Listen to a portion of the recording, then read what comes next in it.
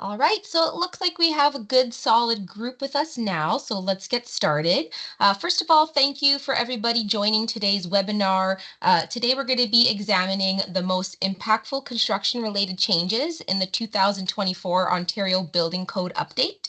Today's presentation is going to be led by Mr. Jack Keys, who is the principal of Vortex Fire Consulting, Inc.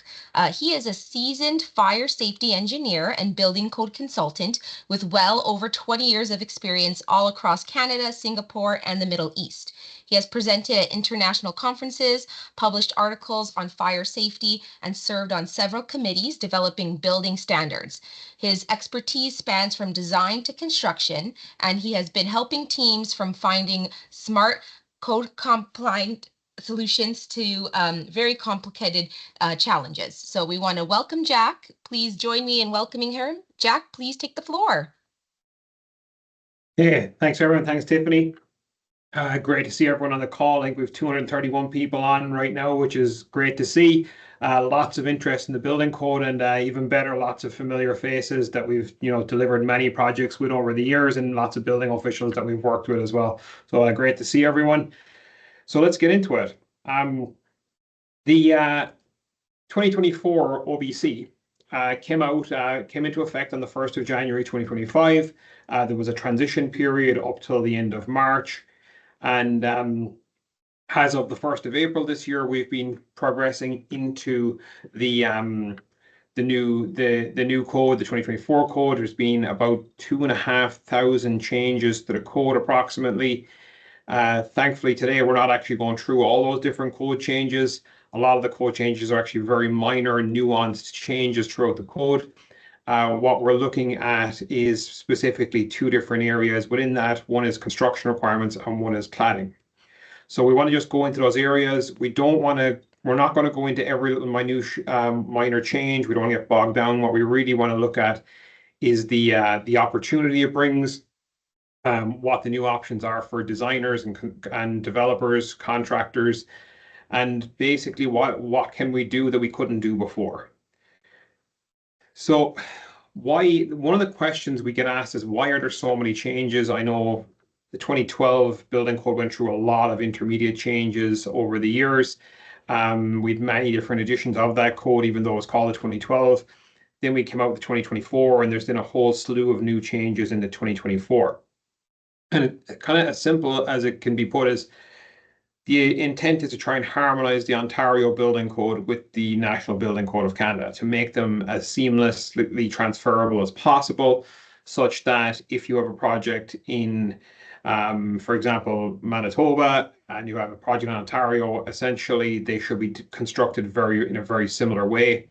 That has not always been the case. There's actually very different construction requirements across the country at times. And also we get earlier adoption in one location, not as earlier adopted, people pushing ahead. And the fact is that Canada is a very spread out country. There are specific requirements that need to be addressed locally, but the intent is to try and keep it as streamlined as possible across the country. And you'll see some of the changes that have been made are just essentially to do that. So we want to make it as streamlined as possible. However, a lot of the good stuff in the OBC thankfully hasn't gone away. So we still have made in Ontario provisions that are still there, such as the egress from residential units is actually different in the Ontario Building Code in terms of how we walk up and down number of floors. Even things as basic as the definition of grade is different in Ontario than it is in the National Building Code. So there are differences still. However, we have become much closer to the National Building Code with this change. We are doing a seminar in 2 weeks' time on interconnected floor spaces, and that is an area where there has been really, really significant change. So encourage everyone to try and get on that if they can. So what's now possible with the OBC? There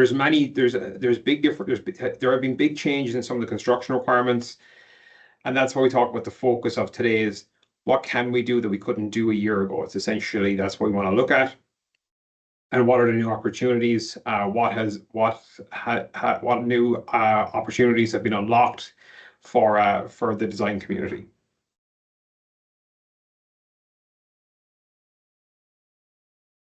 So most of you are familiar with 322 of the Ontario Building Code. This is essentially the area of the building code where we decide, or it's decided for us by the code, that how a building is to be built. So within this, we have, depending on the height and area of a building. So as the height goes up and as the area goes out, typically the amount of fire protection you have goes in line. It increases until you become a high-rise building. And then it kind of caps out. There's no upper limit on the height, but there, as you go up in the building code, the number of the ways the amount of fire protection that's included in a building, or the materials you can use, such as combustible, non-combustible. So we're looking at the wood, steel, concrete construction requirements. They change, and it becomes more, 1 hour, 2 hour, and it goes up. So in the 2012 OBC, we had construction requirements from 32220 to 83. Now, within that, there was some articles had A, Bs, and Cs associated with them. So there was about 72 different construction requirements. So now we've brought it up, we're trying to match it up with the National Building Code. So there has been an increase in the number of actual construction requirements. We've gone from 32220 to 93. Within that, there's actually 78. They don't quite compute because of the A's, B's, and C's. It's not simply a comparison of the number in terms of 83 to 93. We didn't get 10 new ones. But what's in that is actually a very big change under 32293, which actually gives us many, many different construction requirements for many different occupancies. There's actually many more options in the new code that we didn't actually have before.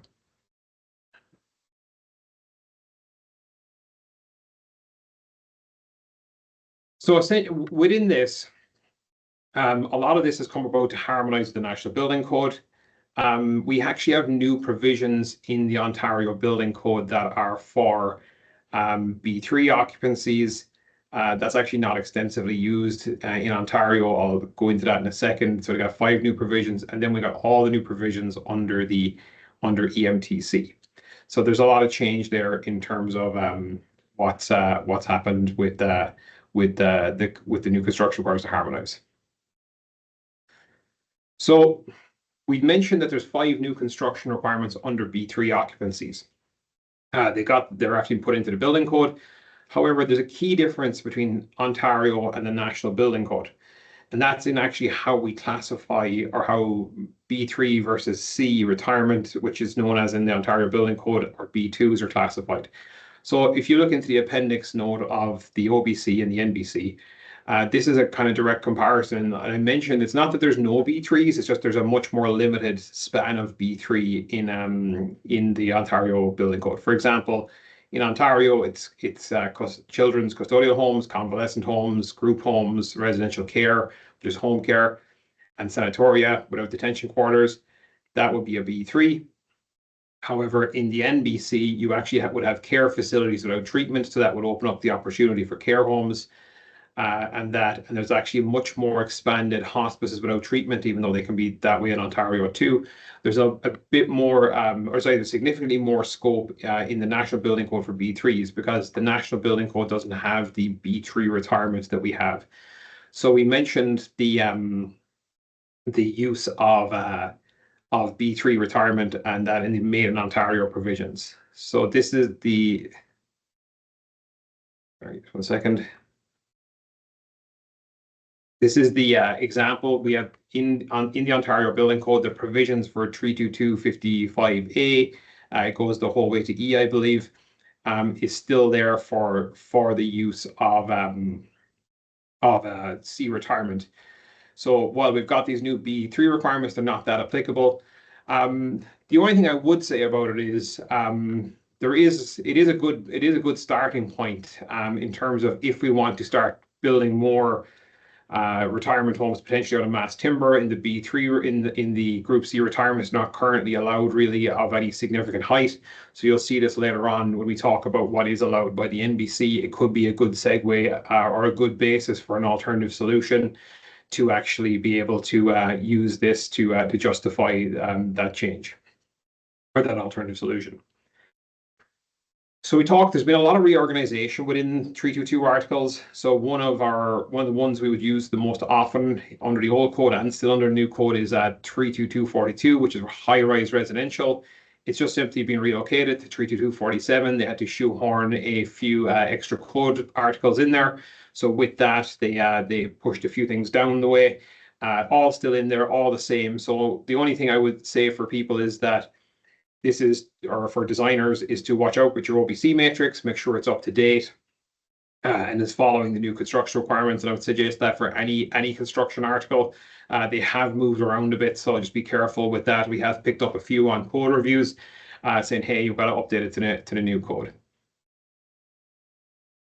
There has also been a small bit of reorganization. We'll talk about these a bit more further on, but this is the old article. So 32242A and B.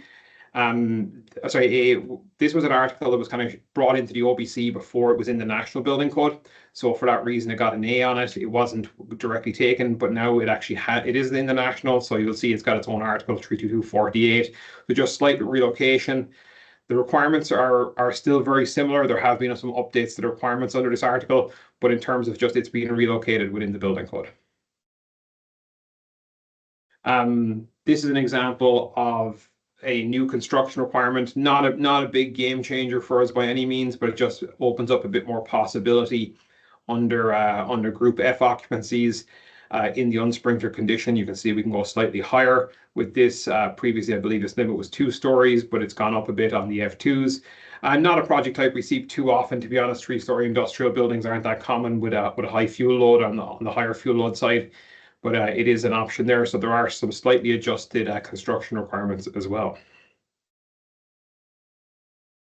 Okay, so that kind of gets us to the next part where we talk about where most of the actual changes have happened within the building code. Most of the changes have happened in this new article. So this is 32293. It's tacked on to the very end of the construction requirements. It's not actually it's on beyond what the National Building Code allows right now. So it's an additional construction requirement in Ontario.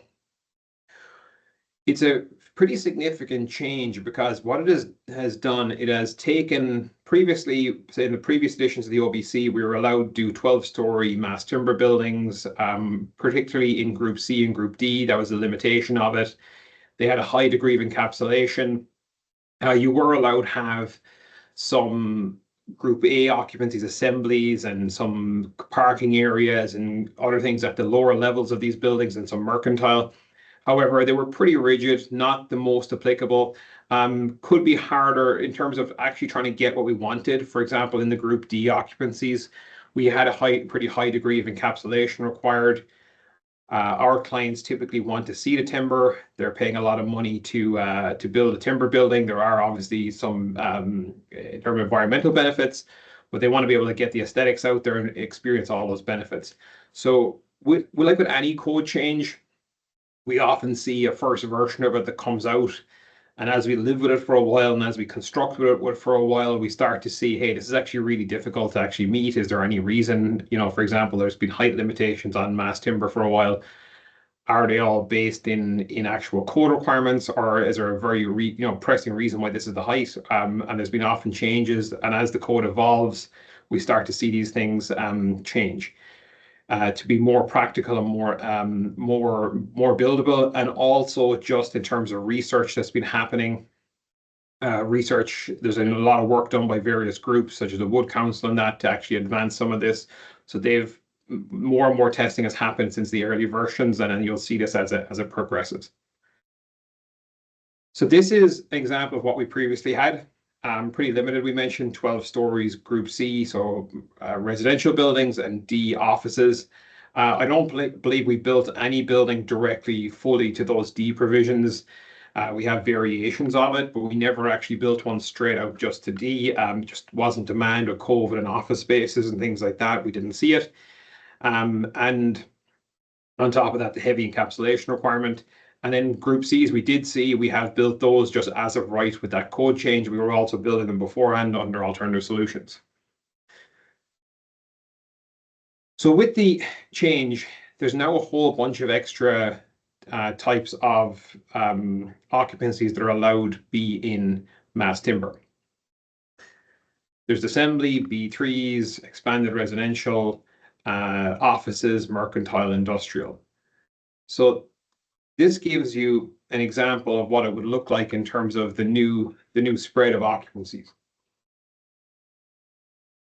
So you'll see working from left to right, we can go up to 18 stories with an A2 occupancy. That's a huge change in terms of where we were at, which was, I think, pretty much limited to 3 stories before. B3s, which weren't included. Cs have gone up to 18, but even at 12 stories, the requirements have slightly changed. So we'll get into that in a second. But this has actually been a lot of change to make some of the Cs easier to construct. The F2s, which previously weren't included, offices have gone up in height, but also they now have a lot of the requirements have tiered approaches. We talked about tiered levels of fire protection as buildings get bigger. This is the same with the mass timber now. It has a much more tiered approach. Previously, if you were doing a 12-story building, even if you were following, say, if you were following a 12-story construction requirement, but your building was only 8, you still had to provide all those provisions to get a permit. You had to meet all the provisions, even if the building was lower. F3s. We had an F3, unfortunately, that didn't go ahead under mass timber. We were working on a mass timber car park at one stage, and for many reasons, it didn't happen. But now with the new code requirements, this is one we could see actually happen as of right. And we'll talk about the actual areas and stuff. It will be quite significant at those heightened areas. And then we have Group E mercantiles.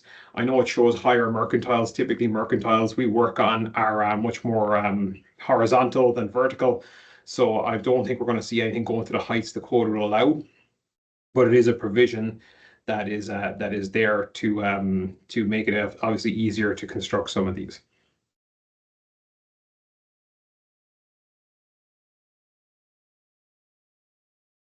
So before we get into the table on construction requirements, there's some key things you have to understand about mass timber.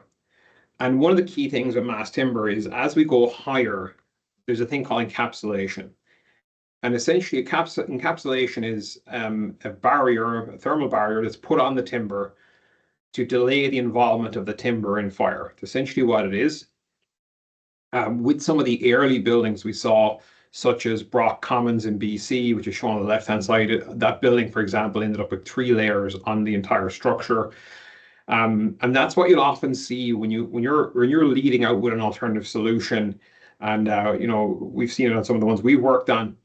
You end up with when the first generation of those, you end up going much beyond any uncertainty that's there that hasn't got testing to back it up. Ends up being designed out or engineered out by just putting on many more layers of protection. So whether that's sprinklers or gypsum or whatever it is. So in the early stages of these projects, three layers was being used. And the same in terms of gypsum board in terms of what was happening even in residential for a while. And we mentioned that now there's a tiered approach. So yes, if you're doing a high-rise building, you still have to put on a significant or an 18-story residential building or assembly. You still have to add significant amount of gypsum board. However, you'll start to see when we show you the table that it's not quite the same as what it was, and it's now much more user-friendly, especially for infill projects or smaller residential. We have way more opportunity to actually make these buildings efficient.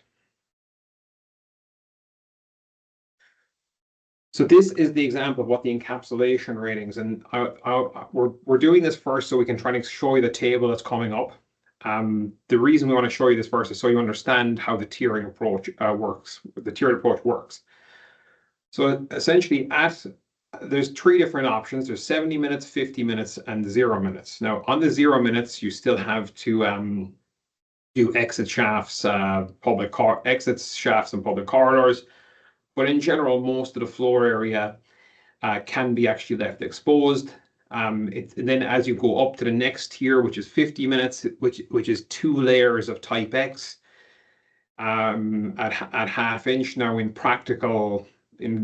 practical worlds that where all construction actually happens, there isn't really that option. You end up doing 2 layers of 5/8. That's okay. But then you end up on the 70 minutes, there's also 2 layers of 5/8. So there's 3 different tiered levels of protection that could be required to the structure. So bear this in mind when we look at the next table, because I think when people first saw this come out, they were like, hey, I know the code allows 18-story buildings. However, I'm not going to build one that's covered in drywall. And that's the comment we were getting. We fully understood the comment. And then we actually dig down into the details. You start to see, hey, wait a minute, there's actually a ton of opportunity in this table. Realistically, we have yet to build a 18-story residential building group C under the current code provisions. It's not to say we won't do it. It's just right now the demand is in a different space for us. We're seeing a lot of them on the lower 8, 10, 12-story options. So that's something we've seen that we're actively delivering many of those projects. Whereas in the higher stuff, we just aren't seeing it. It's a whole different kind of ball game when you go to that height. So this is the new table. It's at 32293. Now, bear in mind, we still have our old provisions for 12-story.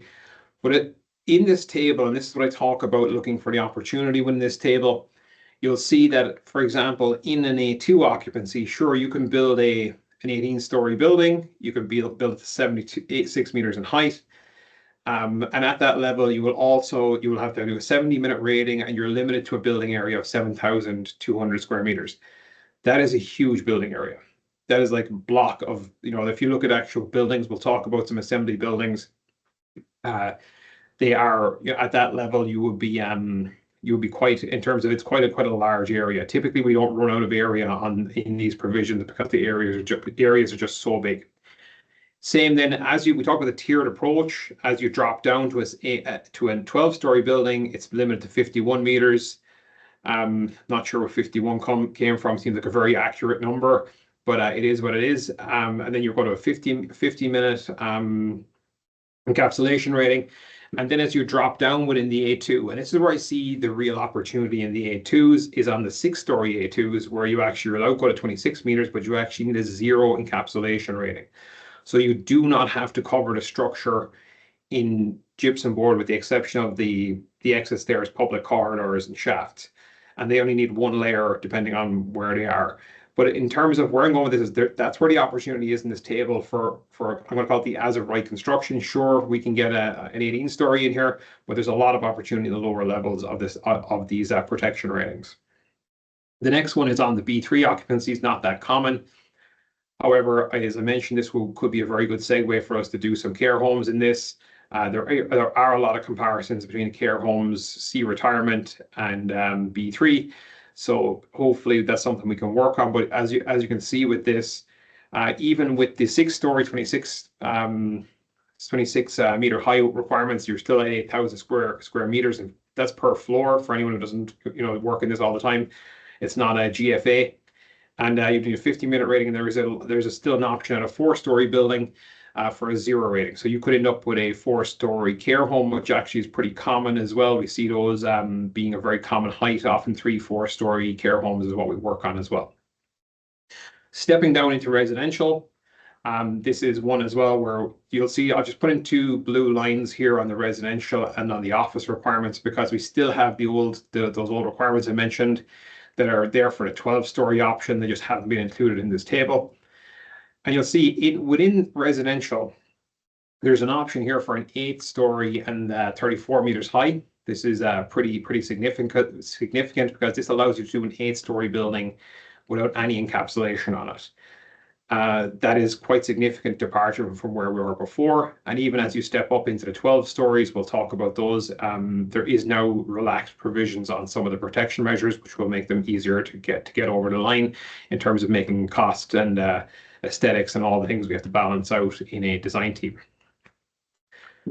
So stepping into Group E mercantiles, this isn't one we see a huge amount of. However, you will be able to construct a pretty significant building, 6,000 square meters in mercantile, without having to do any levels of protection. You can obviously go up to a 12-story Group E, but not very common. I don't think I've ever worked on a Group E of anything close to that height, but it is in there as an option.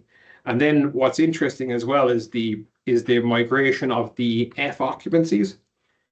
So we now have F2 and F3 included as options for for mass timber construction.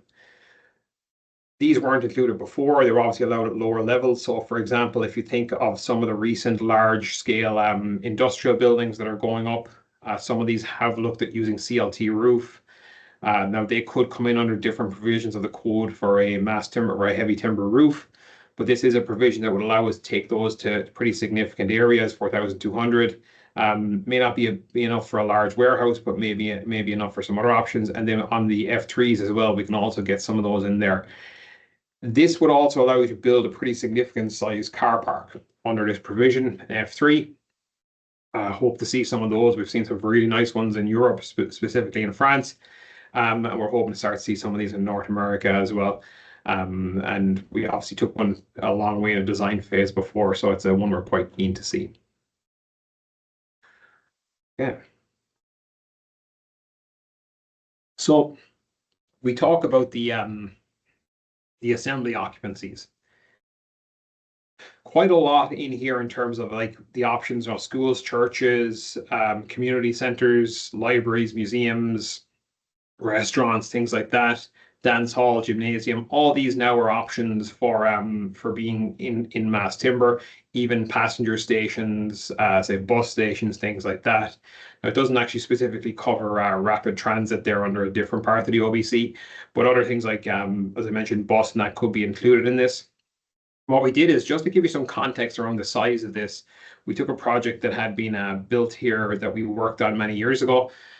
This is a project by ZAS Architects, and it is Canoe Landing. I don't know if many people are familiar with this, but it's quite a large building in downtown Toronto, and incorporates like nearly a full block. It's quite a large building in terms of the footprint of it. It's approximately 6,700 square meters. So even at this size, in terms of you look at the size of this building would be allowed now be a unprotected or a exposed mass timber building. At this, we could actually go higher. We can go to 7,000. We can go slightly bigger than this. And it would allow us to do this actually up to 6 stories. We're not capped at the height. We can go much higher than we previously could. So we think we're going to see a lot of this being used actually in schools. It really, really will make it easier to build a school of the size and demand that we're seeing. We've some of those in the design process right now. And I think it's going to be one that's going to be a great opportunity for designers to use and to take advantage of. So great. I was quite taken aback when I went back and checked that report. It was like, hey, what size was that building? To find that it was so much under the actual provisions that are now allowed. So we mentioned this. This is an example. This is actually a project in Winnipeg, Manitoba. It's Bergen Gardens. It was built out of CLT from Nordique, and good design team locally in Manitoba. But it's an example of what is now allowed in the OBC for B3s. We haven't seen any inclusion yet of B2 occupancies. I know there's quite a bit of interest in the design community. I have a number of architects who come to me and ask me, hey, we want to build a mass timber, typically community hospital, not the big ones we see in maybe Toronto or Ottawa and things like that, but in the community level. And we're saying, hey, not yet. It's not in the building code. There are some provisions for quite smaller ones, but I think it's one where we're going to see more interest. We believe there's some code changes being put forward to try and help with the actual administration or bringing those to fruition. There are other challenges around care homes, around hospitals in terms of managing basically the material itself, but that's something we can work through. So that's one we're hoping to see come about as well. Okay, so this is in terms of Group C, Group C residential. This has been a big change. We can now go up to an 18-story building. However, we can still build an 8-story with 0 rating. So these are buildings that were before their time, I'm going to say. This is Elizabeth Fry in Toronto with McCallum Sather Architects. And this building went to permit beforehand. However, through alternative solution, one of the alternative solutions was to actually apply the new code to it. And the alternative solution was to get that exposed timber out from the ceilings so we could free up, one, just in terms of construction costs, you're adding a lot of material, and two, in terms of aesthetics, So this has been one of the projects where we've actually seen this being used, and it's being built in the city of Toronto right now. And the other project will be 230 Royal York, similar as well in terms of before its time, but the city knew that these were coming as code changes, so we're quite amenable to looking at some of the alternative solutions to adopt a newer code. Typically, if you're doing an alternative solution, having a full code that will be coming out soon or is going to be applied soon is usually a good basis for an alternative solution and doesn't require too much technical content or technical review from either side. But with this, within this, we still have the 18-story option, but another option we're still looking at are the existing provisions, which is the 322, 48, and 57. While they've been relocated, they're pretty much the same. The reason that the NBC has a place for them, that's why they're in this number, still in the OBC. But one of the changes you'll see with this is, and this has been a really positive change from our perspective, and that's the allowance to actually expose the ceiling. This came into the code change as well. This makes it much simpler in terms of construction, in terms of how we actually build these buildings. This provision to change this to allow 100% exposed ceiling really did help with actually making these more feasible. And when you see it, when you go in and you get to walk around these buildings, you get to feel, get to see how they are. You see the positive change that it's made. Okay, so that's a lot of the group C's. Let's go on to the group D's. So many of you might be familiar with this building.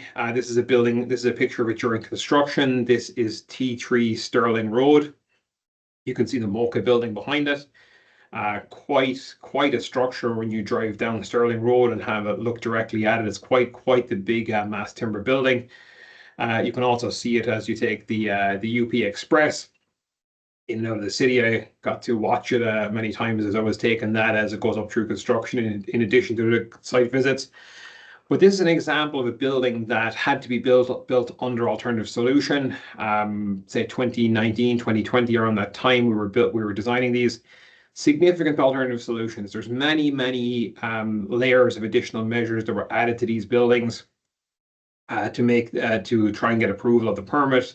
Increased density sprinklers, stair pressurization, firefighters elevators, things like that. They're not even high-rise buildings at their height. So these are additional measures, and that you'll often see that when we do alternative solutions or the first generation of buildings, there's many more things in them when they actually finally make it into the code, and that's typically what happens. We build a few of them first. There's demand, there's interest.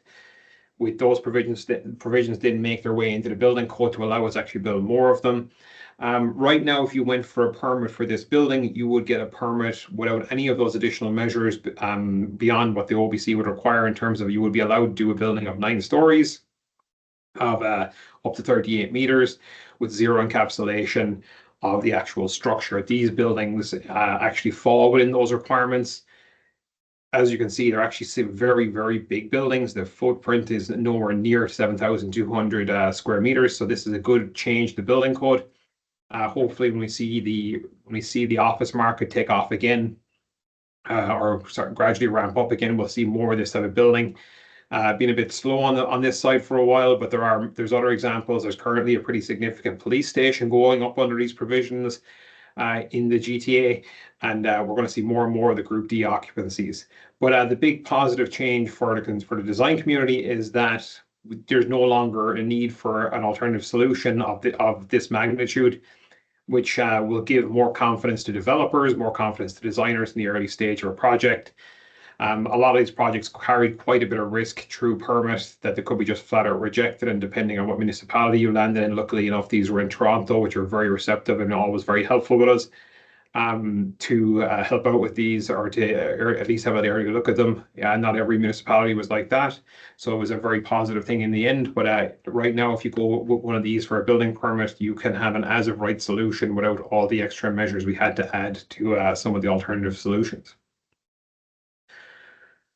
So Group B, we talked about this already in terms of department stores, things like that, exhibition halls, markets. This is an option here, and not a huge amount of these going up, but we do see them from time to time. It is nice to see just the ability to build these is just becoming easier and easier. As I mentioned, the areas is still quite significant, 26 meters, zero encapsulation, and 6,000 square meter footprint, which would be quite a large. Wouldn't be quite up there with malls, but it would be of mid-range. There are markets, things like that, that could be built within this scope. So industrial occupancies. This is also interesting. We do get more inquiries for honestly F2 and F3 than we get for for mercantile. We get more people interested in this than we do in some of the other ones. We mentioned the car park. We also get aircraft hangars. People are quite interested in doing them. Anyone who has a sustainability mandate, things like that, they're often asking us about this. And as I mentioned, the building area is still pretty large, like a 4,000 square, 500 square meter aircraft hangar is pretty large hangar. Got quite a lot of planes in there. So this one that we're going to see, I think, more and more of. It's going to become easier. It's just an as of right. In terms of warehousing as well, now there is the provision in the building code as it stands to have a mass timber roof, which is what a number of single-story warehouses are built under and are allowed to be built under and have been for a long, long time. But it's not just the actual ability to build it for the building code; it's also the availability of material. CLT, for example, with local suppliers has become like element 5 has become much, much more prevalent. So we're seeing it as a much more viable design option and seeing people actually build industrial buildings in this way.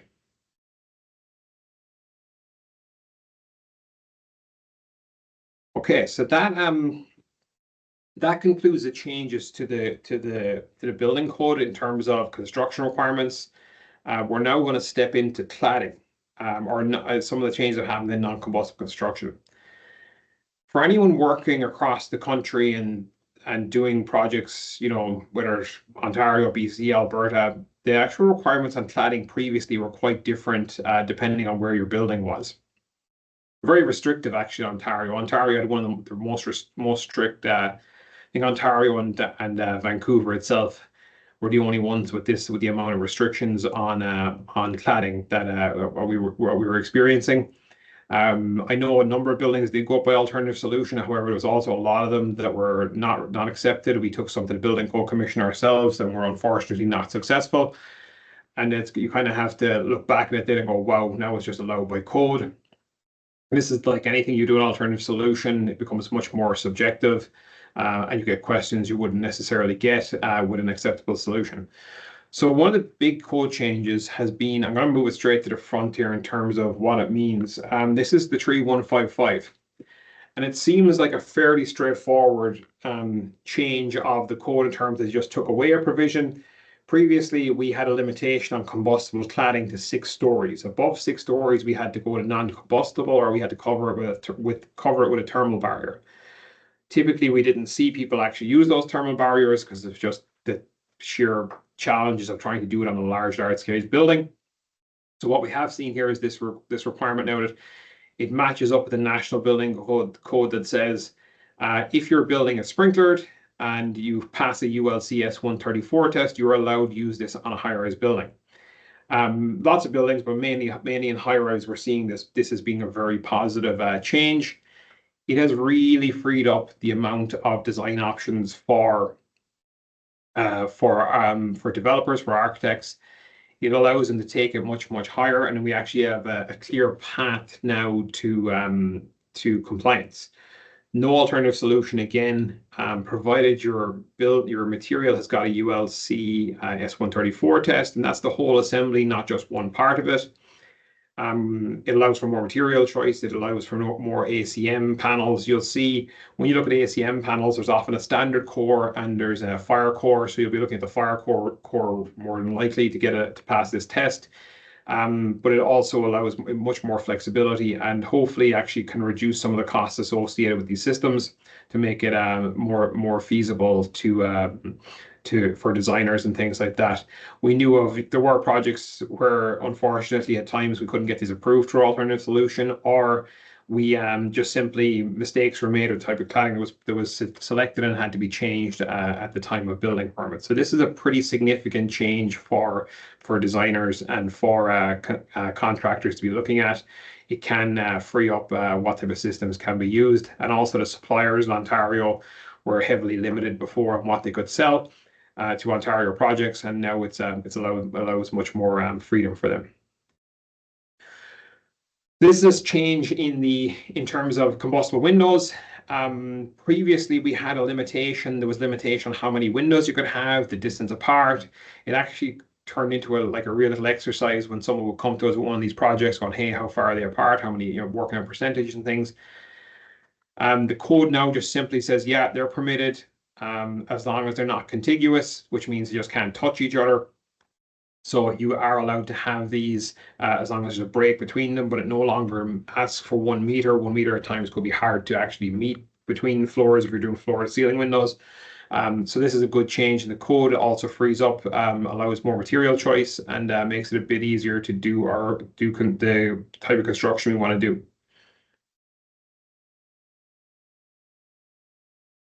Also, another change that happened was the introduction of standardized assemblies, I'm going to call them, into SB2, which is the standard that's referenced that says, hey, if you use one of these assemblies, it's deemed to have met ULC S134. It allows for more design options. It means an actual assembly, if an architect wants to put together one of these assemblies as shown here in this table, are deemed to have actually satisfied 134 in terms of fire rating. You'll notice that it actually does include wood studs, so you could have a non-combustible building that will be allowed to bring in some of these wood stud options. These are considered to have, it has CLT options in here as well. We actually haven't seen anyone use one of these yet. We've talked to people about them. We've said, hey, this is a generic assembly you could use, but when it actually comes down, when the rubber has to hit the road and actually design one or meet the efficiencies that our clients typically want to meet, they're not quite being used yet. However, they do give you a good starting point. They could be the basis of an engineering judgment, depending on the modifications. So it is there are now more options in terms of as of right or deemed to meet the OBC in a straight out referenced in the building code. So that's in terms of recapping on the changes to cladding. The big one is really on the S134. Looking forward to seeing more of that going our way, and hopefully it's actually being realized with for developers and designers in terms of cost. So that is a big change there. So that concludes the presentation. We'll get into questions in a second if there's any questions. One of the things we have coming up is we're doing a presentation on interconnected floor spaces. The changes to interconnected floor spaces are very, very significant. So any designer who works in that space, I highly suggest you tune into this one. There's quite a lot of changes. It's going to be a very different approach. It's to match up the National Building Code. It will significantly change this. How we do it. The other thing is, since we put out the call for these presentations, we have had 2 people reach out to us with other suggestions, and we're hoping to team up with some other people on some other presentations. So I'd love to encourage that today. If anyone is, hey, I'd really like to deep dive into this, we're always open to covering another topic. Especially if you want to dig into that area and say what it means for designers and what it means for the design community. So please go ahead and make any suggestions that you would like to make. Shoot us an email or just get in touch with us, whatever way you'd like to do that. So with that, I will move to questions. Just going to see if we have any Q&A questions lined up.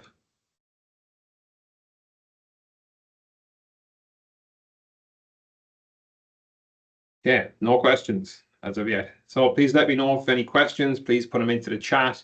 If you have any questions with this, we can go through them.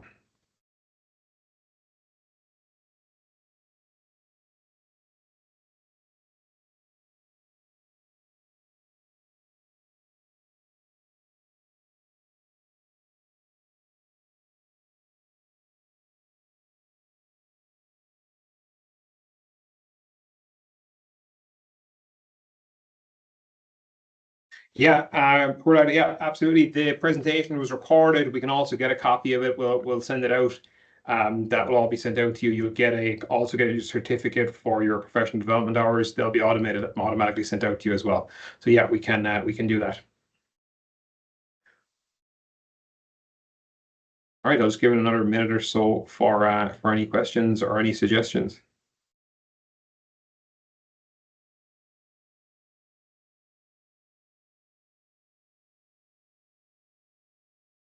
Just on the metal composite claddings, yeah, if they've passed a ULCS 134 test, if the assembly has passed it, you'll be allowed to use those assemblies, ACMs, things like that. They would also be allowed. So yeah, that's the big change if it meets the performance criteria.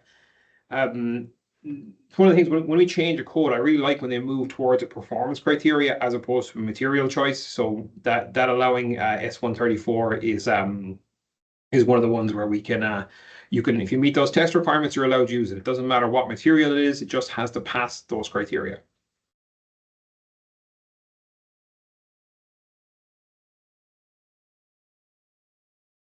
Yeah, so just a question on are you able to apply are you able to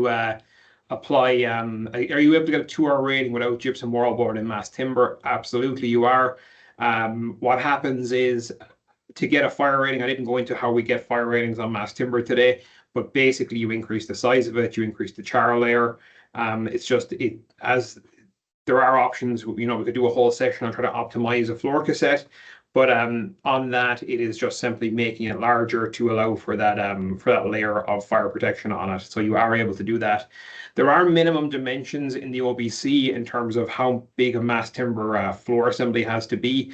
Usually we see the code being actually larger than that to accommodate for structural spans, acoustics, all these other things, but it is simply on the just increasing thickness.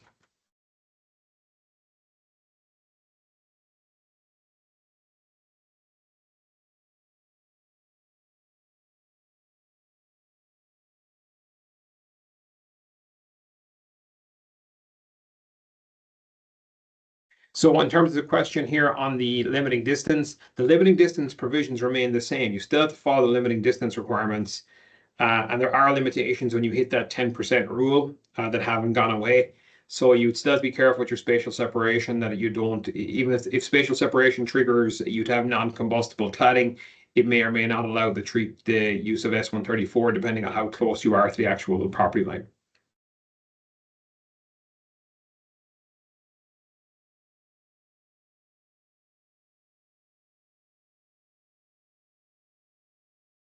See if there's any more on the QA side.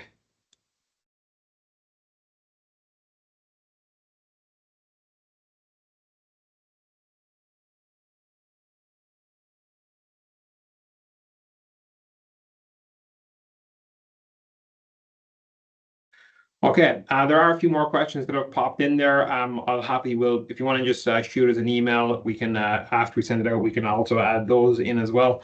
We can get back to you on those. I'll just screenshot them here. It was great to have everyone here today.